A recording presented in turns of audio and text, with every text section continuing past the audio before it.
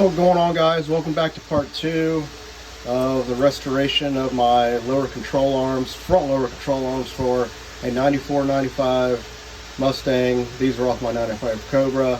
I have decided to go ahead and just sandblast the part instead of using a die grinder with a Brillo pad or a sanding disc. So right now I'm going to go ahead and sandblast the cup along with the end link hole, and then a little bit on the bottom of the control arm. Now down here, same thing.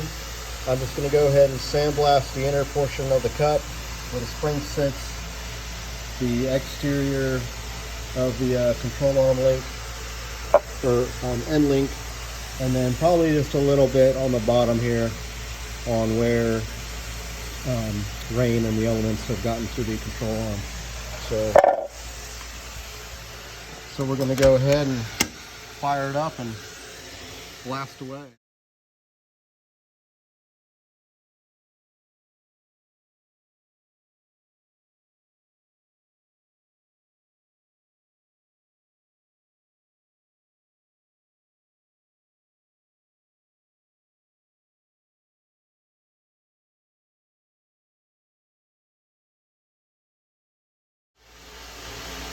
What's up, guys? Welcome back to part 2 of my restoration of my 94 Cobra front lower control arms. This can apply, like I said, to pretty much any car, but this is going to be related to my 94 Cobra. So instead of using a die grinder and a Scotch-Brite wheel and a sander, I went ahead and decided to go ahead and just come down to a shop that I have access to, and I went ahead and just sandblasted the cup where the spring sits. I sandblasted the end link hole, and I'll flip it over here, and then I sandblasted the bottom of the cup, generally where most of the rust was on the control arm. Other than that, the control arm was very, very clean for it being a 1994.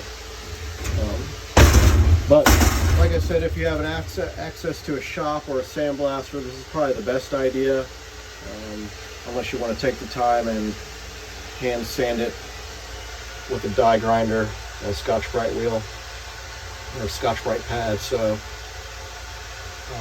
when I get back to my house, I will go ahead and coat it with the POR 15 and then the top coat after it cures. So